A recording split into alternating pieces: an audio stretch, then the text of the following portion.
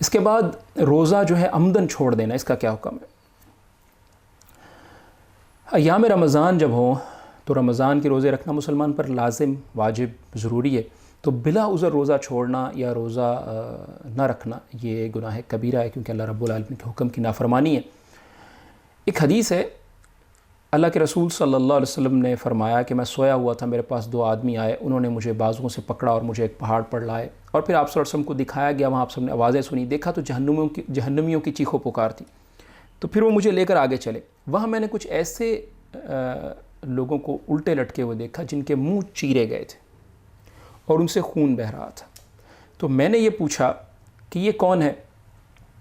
اللہ کے رسول صلی اللہ علیہ وسلم کو بتایا گیا کہ یہ وہ لوگ ہیں جو وقت افطار سے پہلے روزہ افطار کر لیتے تھے۔ تو اس بارے میں پھر محدث البانی لکھتے ہیں کہ دیکھیں اس شخص کی سزا جو روزہ رکھنے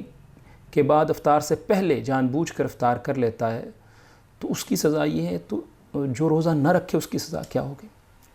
یعنی اب آپ دیکھیں نا کہ وہ اس نے روزہ رکھا لیکن اپنی مرضی سے بغیر کسی عذر کے افطار سے پہلے اس کو توڑ دیا، ختم کر دیا، تو یہ اس کی سزا ہے۔ تو جائے پھر انسان یہ سوچے کہ جو شخص روزہ رکھ ہی نہیں رہا۔ اسی طرح اللہ کے رسول صلی اللہ علیہ وسلم کی ایک حدیث ہے کہ ان نبی صلی اللہ علیہ وسلم صعد المنبر، آپ صلی اللہ علیہ وسلم ممبر پر چڑھے، فقال آمین آمین آمین، آپ صلی اللہ علیہ وسلم نے 3 بار آمین کہا۔ تو صحابہ نے پوچھا اللہ کے رسول صلی اللہ علیہ وسلم یہ کیا ہے، آپ ممبر پر چڑھے اور آپ نے آمین آمین آمین کہا؟ تو کہا جبریل آئے تھے اور انہوں نے کہا من ادرک شہر رمضان فلم یغفر لہ، کہ جس نے رمضان کا مہینہ پایا اور اس نے بخشش حاصل نہ کی اور اپنی بخشش نہ کروا سکا تو فدخل النار، وہ آگ میں داخل ہو، فابعدہ اللہ، اور اللہ تعالیٰ اس کو دور کر دے اپنی رحمت سے۔ تو آپ آمین کہیے، تو میں نے آمین کہا۔ تو گویا رمضان جو ہے یہ بخشش کا مہینہ،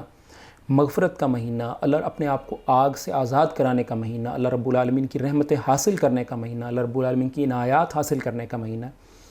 تو اس لیے اس موقع کو غنیمت جاننا چاہیے۔